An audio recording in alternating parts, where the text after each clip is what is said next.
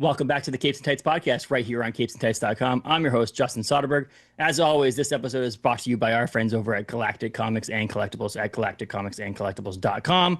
But we welcome Laurel Hightower to the program today to discuss her upcoming book, Killer VHS, The Long Low Whistle. Hightower is a Bram Stoker-nominated author of books such as Whispers in the Dark, Crossroads, Below, Every Woman Knows This, Silent Key, Spirit Coven, in the Day of the Door, as well as her short stories and a dozen other, things are out there too as well. But we're talking The Long Low Whistle from the Killer VHS series right here on the podcast. But before you listen, check us out on Facebook, Instagram, Twitter, Blue Sky, Threads, all those places. You can rate, review, subscribe over on Apple or Spotify or wherever you find your podcasts.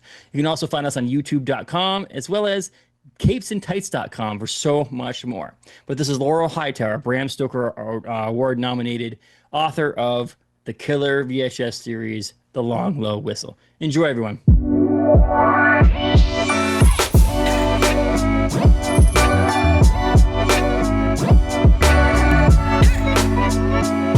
Welcome to the podcast, Laurel. How are you today? I am doing well, Justin. Thank you. How are you? I'm doing wonderful. We mentioned a little bit about the weather before we started recording. My wife and the kids went out to camp really quickly today. I met them out there, and we did a camp day, which was nice. But it's like probably the last one of the year. I'll tell you that much. I don't know if I can go out to a camp anymore this year for multiple reasons, not just the weather, Laurel. I'm going to tell you there's multiple factors in there. There's family involved. There's all kinds of stuff. But no, yeah. I'm glad we're here to talk horror and horror books. And things like that right here on the podcast. So welcome. We've actually had, Brian McCauley has come on for the Killer VHS. So he's been on. Patrick Barb has been on. Josh McMillan. I always forget his last name. He's been on. So there's a few people, and then Tanya Pell is coming on as well. We'll talk about her new book. Cicada. Yes, but we're actually going to talk about Cicada too. Her Wicked Roots. Okay, which is phenomenal. But we're going to talk about both. But so it's pretty cool. I got to get everybody on at some point, right? We got to make sure this is like a Killer VHS, and then I got to get Alan on. That's my goal, is to get Alan. Yeah, you got to get Alan. Have you talked to Alex yet? He's the one who did the first one. But that's the thing. It's like that. I think that's the one that I'm missing. I think it's Alex because I think you got to collect all the Pokemon. I discovered Killer VHS through Candy Cane Kills with Brian McCauley. So it was after, it had launched before I discovered it. So I think that's the reason why we haven't got Alex on. And then these things are coming out and they're so good that it's like, how do you feel like fit Alex in when there's other people that you need to discuss things with? So no, but you're the author of the upcoming Killer VHS, the 7th one on the series, called The Long Low Whistle, which is phenomenal. You're obviously an author of multiple other things too, but that's what we're here to talk about. It comes out in November. Are you excited? I mean, it's getting really close here. I mean, you must be excited. Yeah. And as much as, when you are a full-time employed parent of a 7.5-year-old, you're capable of any feeling other than general exhaustion. Yes. Yes, it does seem to be a positive thing upcoming. Well, the one thing we talked about talking to a bunch of these authors of these books is that now you're the 7th person to come out with a book. So now, Alex kind of had the leeway of being the first, and so like if it wasn't that good, it was the very beginning of it all. Now I feel like there's so many good ones that the bar is just being set higher and higher and higher. I will say, for anybody who doesn't know, I loved this book. So you've met the bar, so you're okay there. But I'm guessing that's part of it, though, right? I mean, now you're the 7th one in this. This is or the 6th author, 7th book to do this. I'm guessing that's probably comes with the territory as well now, huh? Yeah, to an extent, yeah. But I guess it's more just like it felt a little bit more like because I the first one of these that I read was Melonhead Mayhem, was Alex's, and he was the first one. I really love his work too. Brief shout out to, he also did not through, I don't think it was through Shortwave, but he has a book called Reanimated Rex, which is very like Jurassic Park zombie sort of thing, and it's like so much freaking fun. But it felt a little bit more, I don't know, like I said, like when Alan put the announcement up, like all the other Killer VHS authors, where it was like walking into a reunion, everyone's like, oh my gosh, it's you're on board, yay. And I'm like, oh yay, I love that, this is great. So it just felt a little bit more, like kind of camaraderie and stuff. And I'm I hope that it ends up being fun, but I think that's the whole thing about it, is the essence of the the big puffy boxes at Blockbuster Video, Yeah. those kinds of things is what you're looking for. So I'm kind of like, oh, maybe if mine's bad, it'll be so bad it's good, you know? Like, Well, I mean, I guess it's in the horror vein. It's like that. Like yeah, when it Ro, might just be there's like more, a it might just be fun at least. well, I mean, it is. You get this, like I said, but you know how that's been compared to like adult Goosebumps. Like it's like a version of a Goosebumps. Where myself at 39 years old was very into Goosebumps, still very into Goosebumps. Oh, they're You awesome. know, Yeah. we went to Storyland in New Hampshire, which is like a kids theme park that deals with like you know Humpty Dumpty and a bunch of other stuff there, and it was Halloween, and I wore my Goosebumps. I was like, this is as much as I can do. I wear the Goosebumps T-shirt. I'm not going to scare little kids, but it's like in this vein. But the difference is R.L. Stein had all of those. Like it's his. Like Yeah. so, if it was a good one, Yeah. bad one, whatever, it was R.L. Stein. This one, it's like you know, like with the exception of Brian, it's all different authors. So that's what's cool about this. You got different tastes, different viewpoints, different Yeah. parts of your life. You said you have a 7.5-year-old, like different parenthood thing. It's like so much that goes into these creating these things that R.L. Stein had one mind frame. And so that Yeah. I think is also what made it different is that this is like cool. And if you could don't have to like one, you don't have to like one. You know, it's your true and your own opinion. I will say you should like this one because it's phenomenal. But before we go too far, I hate the word elevator pitch, but I tend to use it a lot. Do you have an elevator pitch for the long low whistle? Oh gosh, if I do, it's really bad because I'm the worst at summarizing things. But I mean, essentially, it's the main character, Trish. She grew up in a mining town, and she grew up hearing this sort of archaic mine whistle that they used. They were so proud of it. It was this, you know, connection to the past.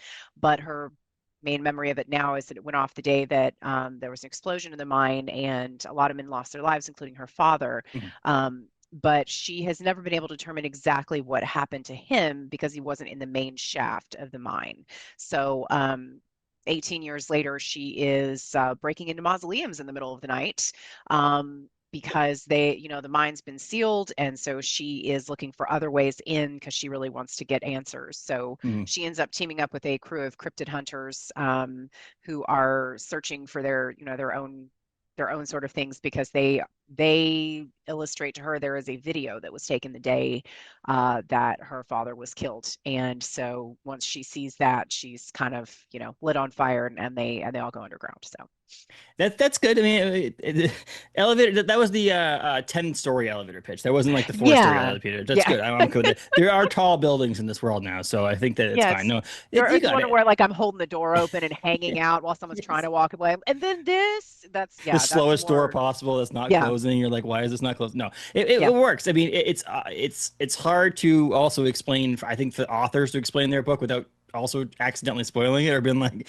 this is Oh, what I exactly know. what happens in the book. So Yeah, yeah, that works. It does. I'll tell you, with all of these books, there's different feelings I get out of the different ones, and I think that's what's cool about this series as well. And this one, and I wrote in my review if anybody got a chance to read it, which is the first like part of the book is its own horrifying experience on its own. Trish's experience with her dad, you know, dealing with the death of her dad, or the supposed death of her dad, what it says to her not knowing what happened and so on and so forth. And this happens right at the beginning of the book, so it's not really like a spoiler, but like that was like at the after reading that first section before it gets into like the meat of the book, I'm like, damn, you already got me like reeling here, man. I'm like, I don't know how I can continue this book. This isn't even like this is just a setup for the whole story, and it's true. And then you deal with cryptids, you deal with some claustrophobia parts of it too, because you're in a mine and things like that. So there's many levels that people can get into this book of this, but you're mixing cryptid horror in this. You're mixing unresolved mystery of sorts with her dad,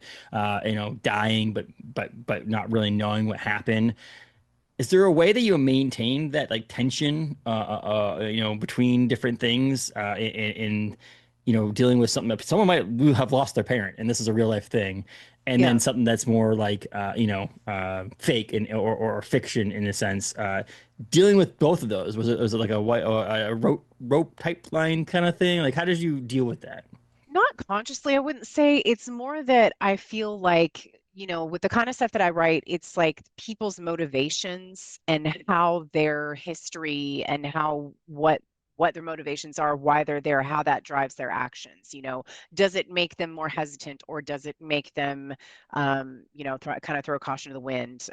Does it make them more or less likely to interact with other people and involve them in the search? Like those are the sorts of things that I try to more focus on. Is, you know, getting to know my character, having an idea of their backstory so that I know how they're likely to react to things, and then just trying to stay authentic to that.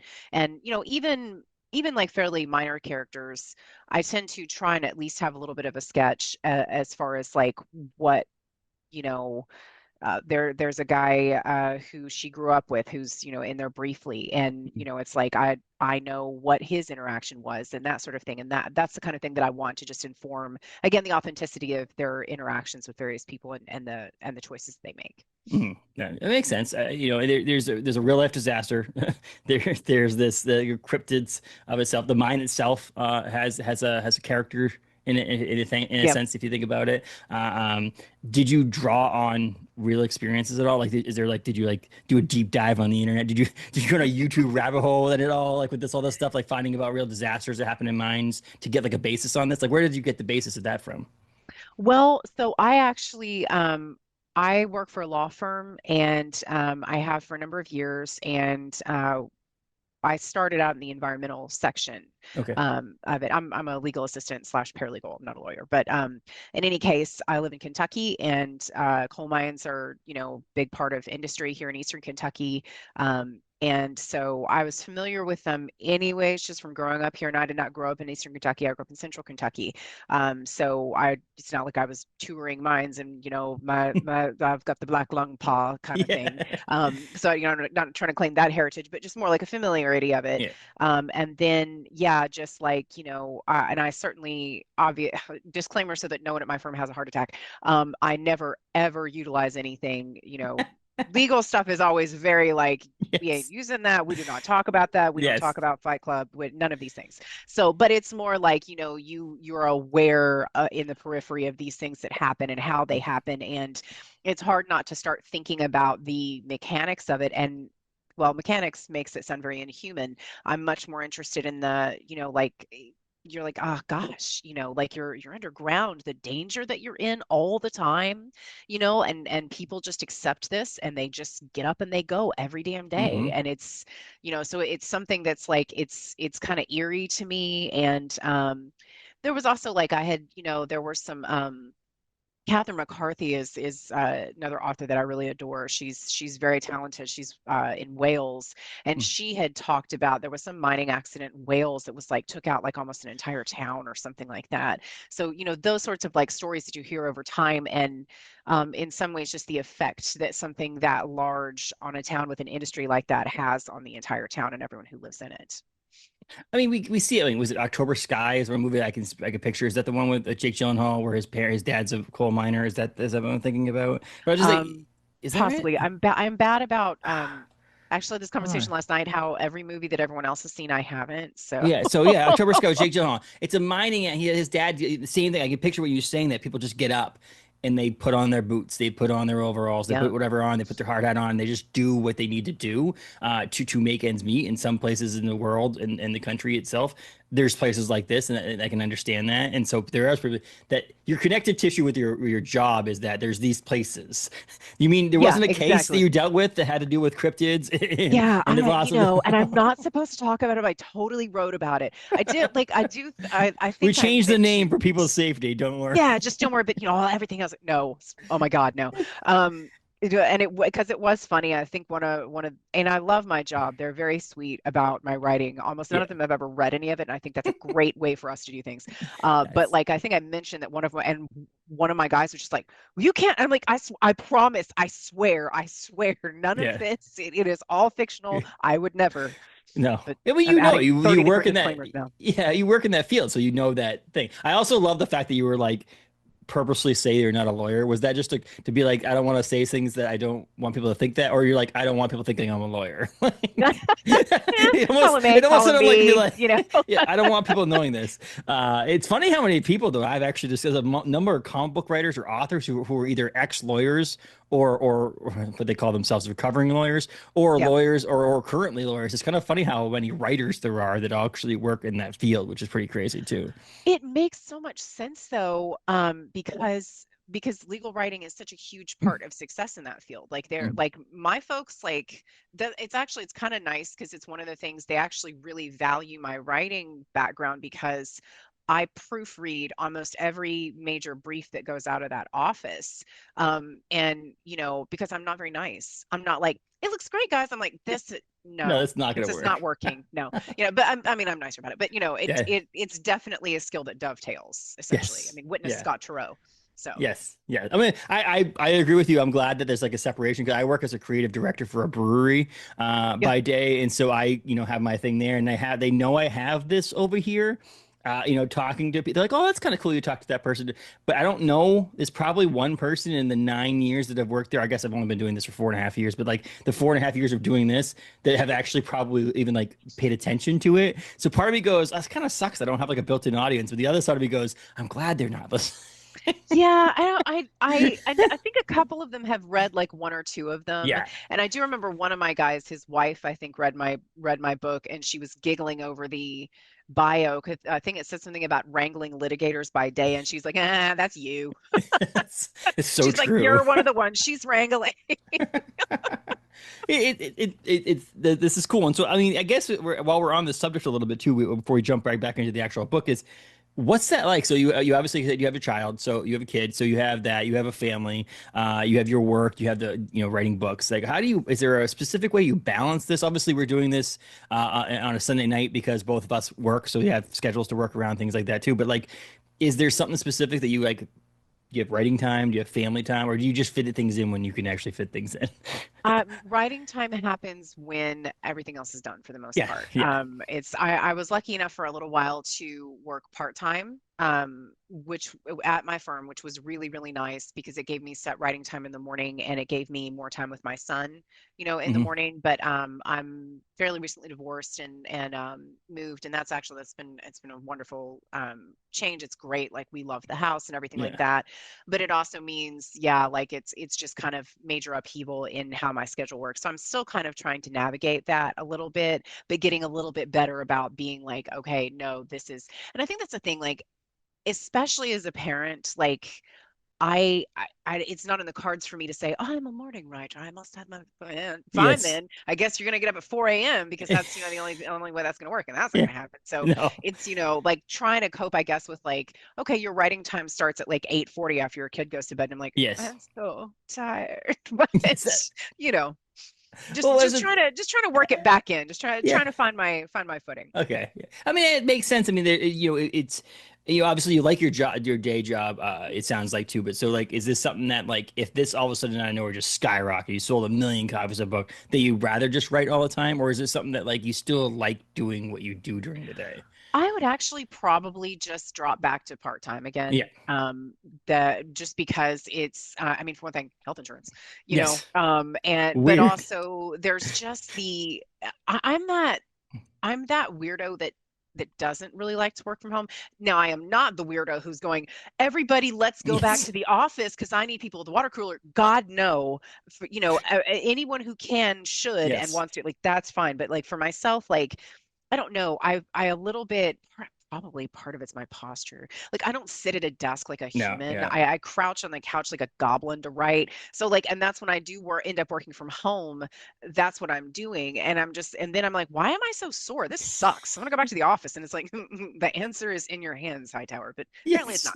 not. So, My wife's just, the same way. My wife will be like 3 nights in a row, she'll sit on the couch really weirdly, and I'm like, yeah. she's like, my back hurts. I'm like, yeah, I told you the way you're sitting on the couch is the reason. She's like, yeah, that can't be it. I'm like, it must be my desk at work. I'm like, no, that's not what. Well, I mean, having She's also, sitting she's like her head's weirdly, like her legs are yeah, set a weird way, like, yeah. yeah, Well, I mean, I'm a kind of guy person who I work from remotely on Mondays, and that started basically like the pandemic hit. I worked remotely, right? I just yeah, had to work remotely, and then slowly going back to the office. One of the things to discuss was like, what if Mondays? Because Monday's one of those weird days that like we're not open. I work at a brewery, so the restaurant's not open on a Monday. There's people like my bosses who I work with are like have a house at a mountain or on the water, and so like they kind of like work remotely, kind of like coming into the office on Mondays. So like there's like nobody here. Why would you drive in to sit in yeah. an office where there's nobody really going to be there? So Mondays became my remote day, and I just kept it, and I kept it the whole time, which has been nice because I get my own little thing. But then I was like, someone's like, "Would you like more days?" I'm like, I don't know.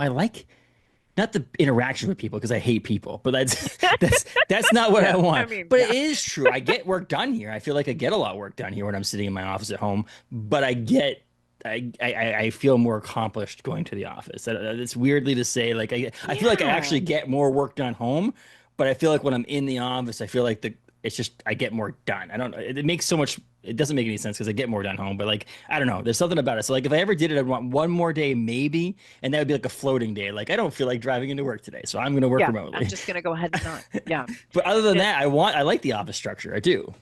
yeah, and it's one of those things like my job consists of essentially just doing whatever it is my attorneys need me to do. Yeah. And so part of it is a lot of them work remotely significantly more often than I do. And so I need to be there to do the Yeah. things that Yeah. they So can't you do up in can't the do. office. Yeah. It's like, and I have no beef with that. My whole thing is like I took practice LSATs after I finished my paralegal degree, Mm. and for a hot minute I was like, I think I shall go to law school. And then I was like, ew, that seems like a lot of work. Nah, screw it. I don't want to. So, like, these are choices that I've made, you know? So I'm just like, no, no, no. These folks went the Yes. extra mile. They Yes. went to law school. They are the ones responsible for things.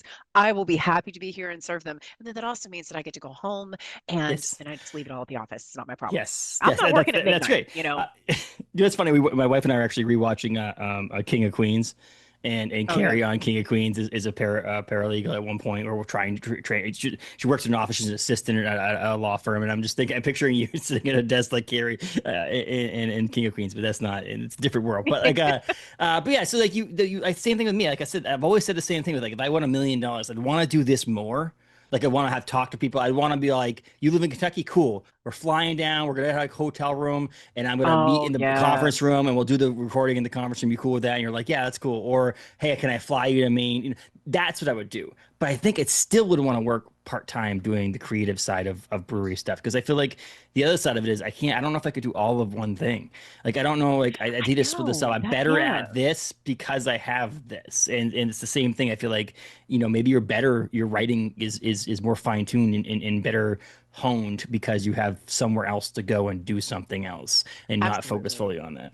Yeah, and I mean, I think it's just better for me structure wise, Mm, like, I mean, you meet people, you hear stories, you get ideas for maybe a short story mhm. or a little bit like, oh, I like this facet of this person. I'm gonna maybe use it in a character, kind of thing. I have one book in which I killed off almost my entire office at their request. I don't know why. They were just like, one of the guys was like, have you ever killed me in a book? And I'm like, well, if you read my work, you'd know that, and I'm like, no, I have not. And he's like, well, why not? And I'm like, what did you, are you, why? And he's like, well, I want to kill me. I'm like, okay.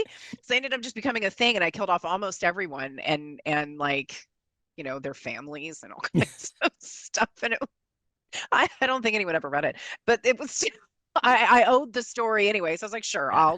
I will kill you guys all. Yes, that makes sense. Yeah, yeah. Usually people pay for that on like a Kickstarter or some sort of thing. Like, oh, Yeah, okay, no, can you they, write me, kill me on a story? No, I that works. should So, bring that up at the next review. Like, by the way, this was a free service I provided. Perhaps you want to consider that. like I said, it's one of those things, and I think it's also the assumption that like I'm glad you have that in your bio on your website because I feel like it's an assumption nowadays of people who are like, oh, they write books. That's what they do, and I think Yeah. that it doesn't change my view on if a book's good or not. Like if I read The Long Low Whistle and I was like, oh, it was okay. Oh, but she also works during the day, so that's I mean, let's give it an extra bump and a star Yeah. because no, that's not what I'm saying. But I think it's like one of those things where like it almost I put you on the level of me at the same time. Like I don't put you on a pedestal because like I put a Stephen King for an example. I live in Maine, Oh so yeah. Stephen King is a great Yeah. example. It's what he does. He's up there. So his books need to be good because that's all Yeah. you do. Like it's Yeah. nothing else you do. For me, it's like, oh, but I do this, part-time and I also do my full-time job. So like seeing you be able to do something creative and be talented at it and also go to work, during the day is something to go on like, hey, I can do that. People who Yeah. just do that, I feel like are in another level than me. I feel like Yeah. they're on another world or like it's not achievable, which it is. You can put your mind to it. Yes, it is achievable, but I still don't think I'm achievable. I'll do my thing. Now I feel like we're at least on the same playing field, which is great because your book's phenomenal. So like Thank you. yes, it's one of those. Yeah. And so, yeah, I gave you credit for working full time. And I'm glad you have it in your bio again, because I think it's the people that are like, you have a published work that's on Amazon and people are like, oh, that's what they do for a living. It's like, well, not I really. know. Well, and it is funny because I think like when they first and I'm very lucky to be very valued at my job. They Yes. really value my work, which is amazing. But they like when I started getting published, they were like, "Are you gonna leave?" And I'm like, "It is so cute how little you guys know about the publishing industry." No, I need to be here because I'm writing Yeah, books. I don't think you yeah, understand that. Like, I need to be able to yeah. pay for these This books. supports me writing books, just so you know.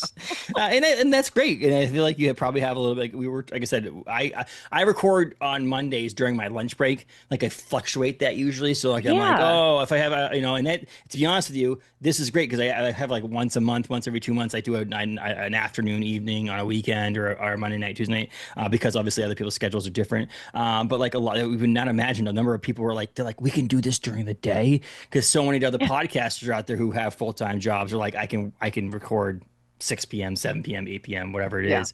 Yeah. But I have the freedom to do that because I work from home on Mondays. I'm like, 2 o'clock on Monday, that's when I'll take my lunch break and I will chat with, Laurel at that time or whatever. And then I'll eat my lunch while I'm working other times. So it's nice to have this. And so like my work, I doesn't want me doing it all the time, but I have Yeah. some freedom in that. And so that's one of those things that if you needed to potentially take some time off to do a book signing or do something like that, you probably have a little Oh, bit more yeah. leeway on that. So Yeah, having a good they're relationship with your day job is always good. yeah, they're very respectful of all that because I spend a lot of time traveling for cons and stuff, and they're just like, "It's con season, bye. We'll see you when you get back." I'm like, "Hey, I mean, you're weird, but yeah, see yeah." ya. Because Well, I I mean, mean, that's what I they get. know that. Okay, I figured that out over time.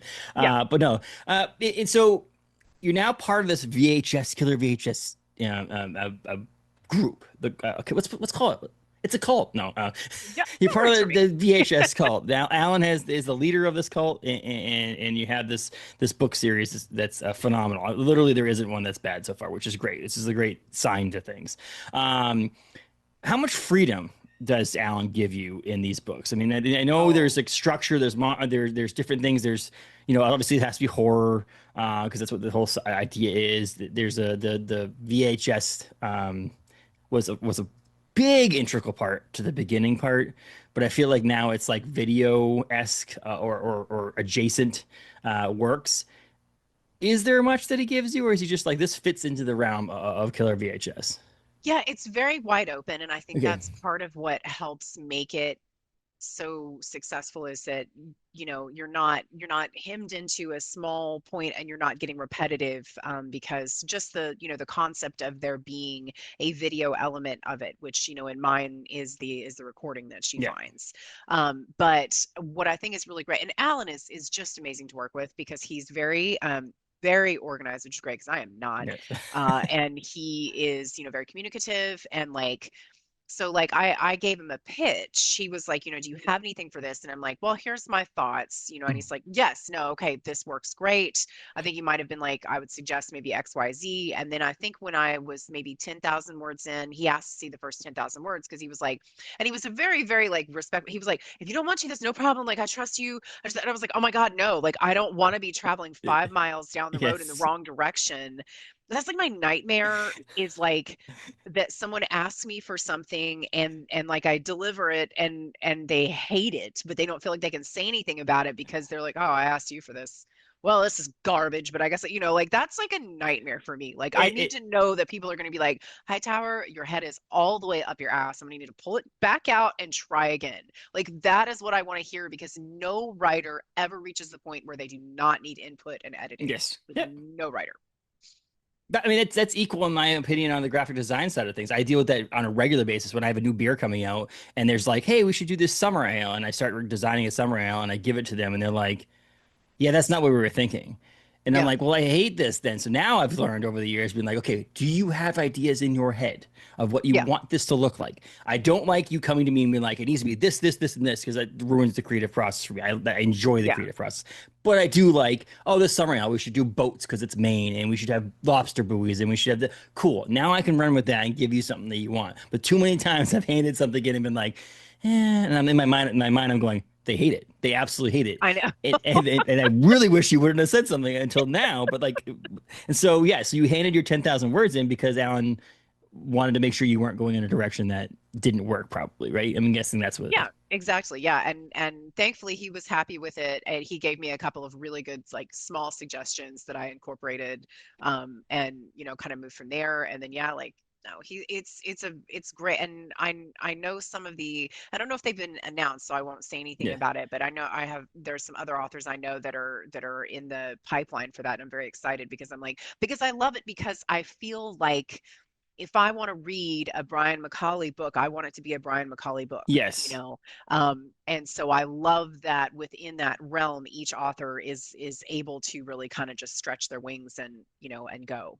Yes, and now, I mean, with this cool, as a, again, out to, patting Allen on the back here with the Simon and Schuster distribution deal too, which is amazing. Yes, Which now that's this is so going to be so much more exciting. wider, because it was always funny whenever I finished like a review being like, "This book is available at bookstores everywhere," and it's like, well, yes, in a way, like you could call it, yes, Theoretically. yes, you're Yeah. right. But it's a lot more work for the person at the bookstore to have to like go, oh yeah, I have to call Alan and get it, like all that stuff. Now Yeah. it's more like anybody who buys books from Simon and Schuster, which I don't know a bookstore out there who doesn't buy books from Simon and Schuster, can get these books, which means that there's a possibility of more reach, more people get to be able to get it easier. Because obviously you can get it on Amazon or on Shortwave's website, but like it might be easier for people to just stumble upon it now because of this deal, which is Yeah. awesome. Yeah, which is, I mean, really, that's part of the enjoyment of the book buying process. Like, I still, even as jaded as I am about the availability of horror on books, in Yeah. bookstores, like, I'm still like, I'm never going to give up. I'm still going to go look. I'm still going to see if they have something other than Stephen King and Dean Koontz. Yes. Look, there's a Josh Malerman. We're making progress, Yes. Exactly. fantastic. And it's true. I mean, a number of times I work deal with I'm a big comic book fan too, and the comic book industry is the same way, where it's just like it's sometimes people don't stumble upon these things unless they see them, and so it's harder for some of these people, and then like convincing my local bookstore to be like, you really need to carry this VHS series, like this Killer, Yeah. and then trying to be like, no, you really do, and then like reminding them when the new one comes out that you need to do this. And so like it seems like a lot more work for me. I'm like, just go to Shortwave's website and grab it. But no, Yeah. Just, just go directly to the source. But no, this is really cool, and I think that this is a part of this. And I don't, off the bat, I don't know if 11/4. I don't know if it starts until December. I couldn't remember when the actual deal no, started, but it's not, uh, but I think it'll be sometime next year. this But yeah, title's released after December 1st, but that means that the future people will start to. It might be one of those things that the first month is, and this is a normal Killer VHS release, but sometime in December, someone may be able to get it more actively, which is pretty cool for this. yeah, and then the really fun thing too is that Crossroads, my Yes. second book, when Off Limits unfortunately closed their doors, Alan at Shortwave picked up Crossroads, and Hmm. so that will end up getting that book a wider readership. Hmm.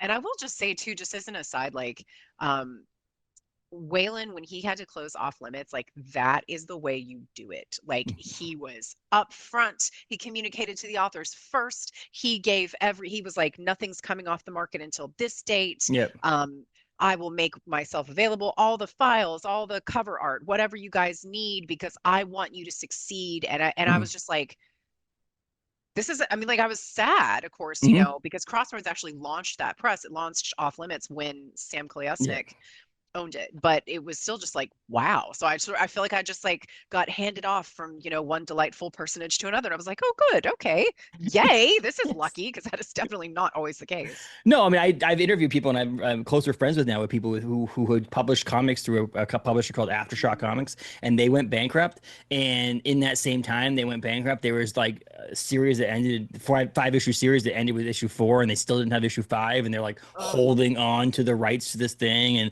trying to fight this back. And this whole like this person's like, I have this one of my favorite comic books I've ever written in my entire life lives at this Yeah, publisher, but I can't touch it because they're like hoping, with bankruptcy courts and all this stuff that they could sell it for some money. But like, yeah, so publishing is one of those weird things. And you went from one, I've never physically met Alan in person. I'm going to one of these days, but like, there's never been a bad thing I've heard about Shortwave, which is amazing. From no, authors, yeah, from readerships, from stores, from all the people have done this. It's Alan at this point right now.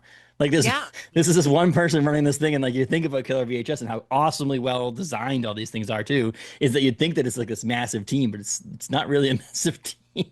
No, He I think puts on a good face. some. I Yes. think his wife is Yes. has picked up some of that too, which is great.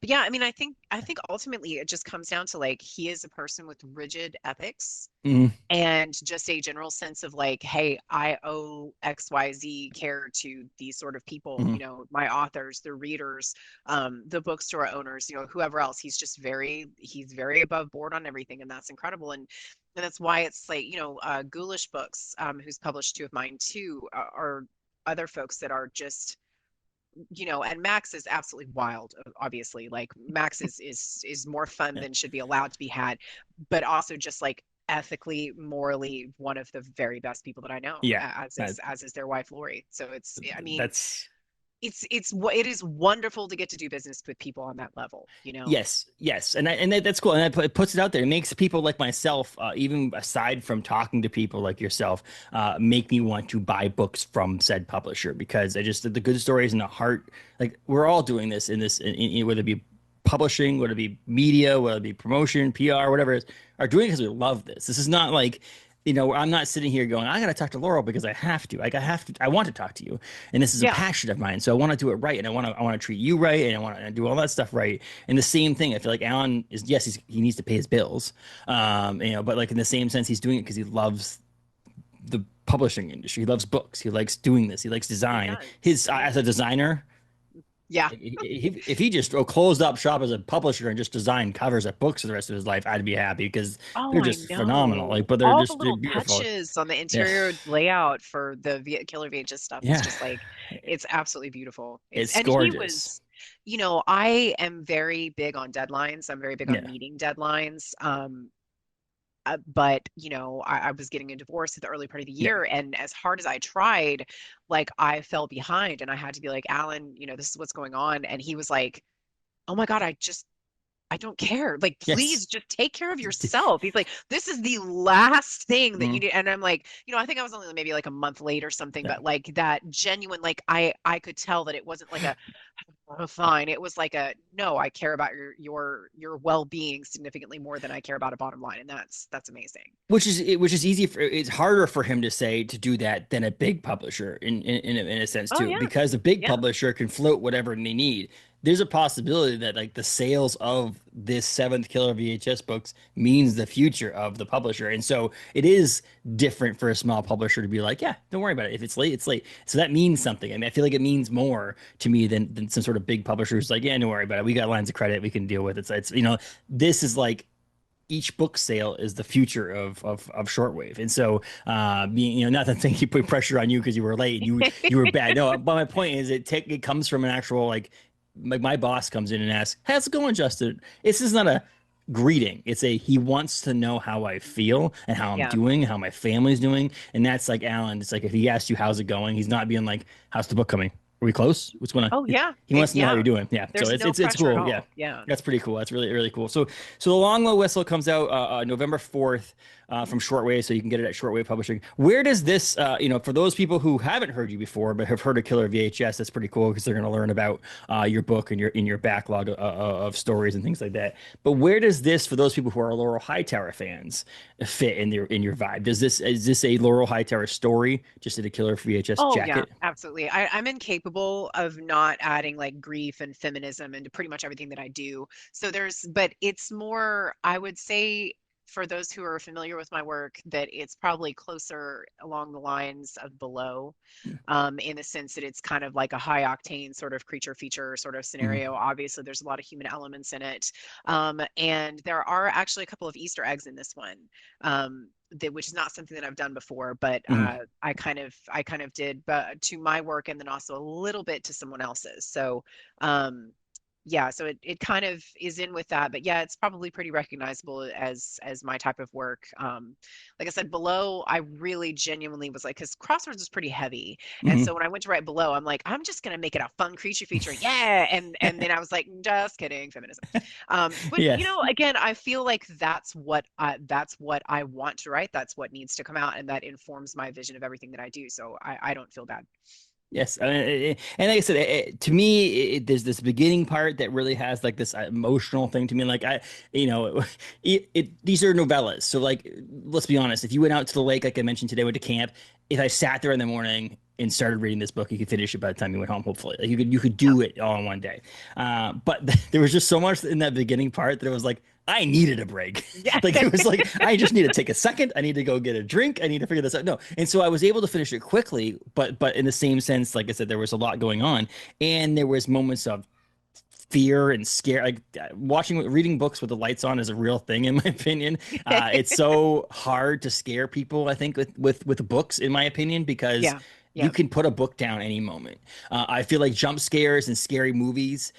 There's like you have to like fumble for the remote. The scary moment will pass by the time you can turn that off. And so to Yeah. me, it's like it's very easy to go, oh God, and slam a book closed. So Yeah. books that make me scared uh, is real. And so I think that this is one of them. And I think that's what's really Oh, cool that's about wonderful. it. But you blend like not only the horrifying moments, you have this grief, this trauma. You mentioned feminism, mystery.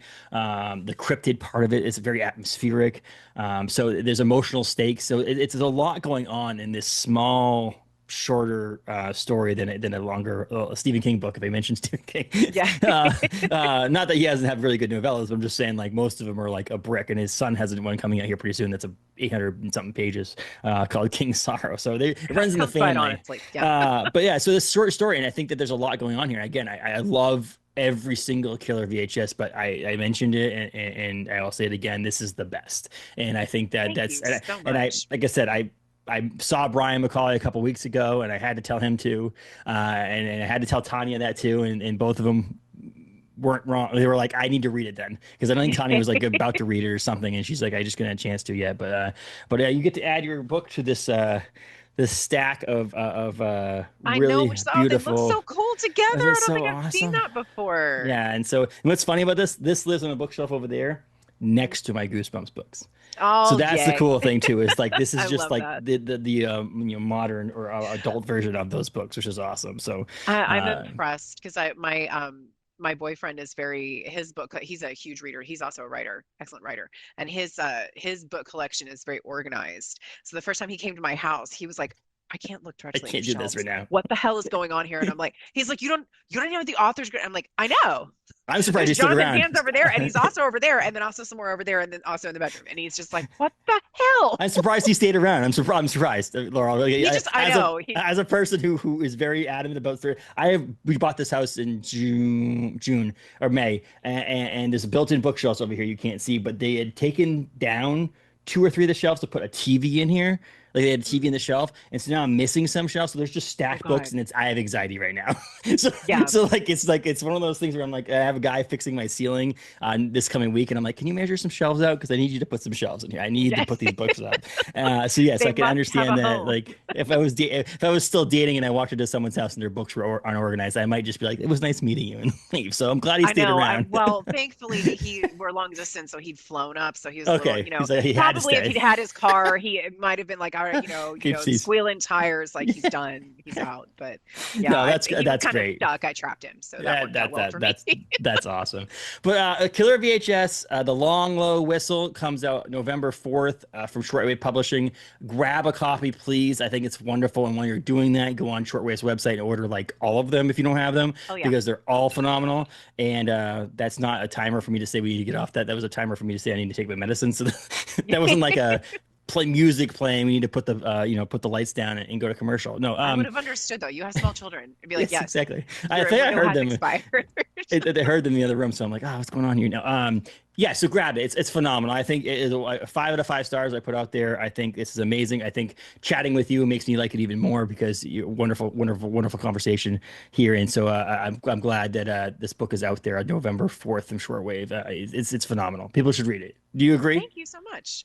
Well, I do that people should agree. read it. I don't you don't have to say it's phenomenal. That's okay, but you can Yes, say I people should do. read it. Yes, I would love for people to read it. That would be fabulous. And also, if you happen to be in the area, on November 2nd, is the release Yes. signing at Vortex Books and Comics in Pennsylvania. I will be signing actually with Bo Johnson, who is Ooh. a phenomenal crime writer from Canada. He is, crossing the border and hanging out with me for a while. And yeah, it'll be lots of fun. Yes, Brian Keene, right? Brian Keene's store, is that Vortex? Is that, yeah, Yeah, Brian's store? Brian Yep. Keene and Yep. Mary Sangiovanni. Yeah, Yep, their yep, store. their Yeah. store. Yep, that's awesome. Yeah, I just saw just saw Christopher Golden a couple weeks ago, and I live in Maine, and for the release of the End of the World book by Stephen, based on Stephen Yeah, King's yeah. Stand, Yeah. and Richard Chismar came up to our event here Oh, nice. to do it. Was Chismar and two other authors. There were all a bunch of people there, and Stephen showed up. Stephen King was there because Richard and Chismar obviously and Stephen have a connection, as well as Stephen's from Bangor, so there's that. But Brian was very upset because Brian was supposed to be Chismar was supposed to be with Brian. Yeah. Yeah. I mean, Not upset, but he was just like, he was sad. He was like, "What the heck? You're supposed to be with me. Now you're up to Bangor because Stephen's there. What the hell's going on in here?" I know. Yeah. Well, because I mean, you gotta order the Yeah, books. You gotta do yeah, that whole thing. yeah, But yeah. yeah, no, I will. Sorry, Brian. You'll be dealing with me regardless of whether you want to or not. I'll be there. I think it sounds like a great curve. I feel like if I was living in Pennsylvania right now, I'd be driving down, or if I didn't have small kids or a day job or I know I my did the son. good. Well, I was just gonna. My son is like he actually adores Pennsylvania and he loves Brian and Mary, like Yes, absolutely I go. adores them. So, he's going, "You're going without me? Exactly. Excuse me?" And I'm like, "I'm sorry, I will buy toys." Yes. Well, I went down for a Spooktastic Book Fair in Yeah. Massachusetts a couple weeks ago. And the night prior, Brian McCauley was signing in Philadelphia, right outside Philadelphia, with Adam Caesar, and a big Oh Adam Caesar yeah, fan. Adam's been on the podcast a number Adam's of great. times. Literally one of my favorite books of all time. Not young adult books, not horror books. One of my favorite books of all time is The Clown in the Cornfield. And It's so excellent. I was like, oh. I'm driving down to Massachusetts. How much further is it to Pennsylvania? I literally was this close to thinking that my parents live in Connecticut, so I was dropping my kids up at Connecticut. It's like I can Oh just yeah. drop down there and go to that event and then drive back the next day. And my wife's like, "You're crazy." Needless to say, I didn't do it, but I Probably would have. wise, but I can see why you were tempted. For both those guys, yeah, for sure. So, but yeah, November 4th, grab it and obviously check out your website for all the other stuff that you have too, because there's a bunch of other good stuff out there. And when I do a pre-roll recording, I will mention some of those too on there. But yeah, I so much thank you so much for taking time out of your day to chat with us Absolutely. here and discuss the book and so much more. And we'll have you on in the future if you would ever want to. If that Sure. sounds good I to would you. love to. Sounds good. Thank you very Awesome. much. But thank you so much, Laurel, and have a great day. Thanks, Justin. You too.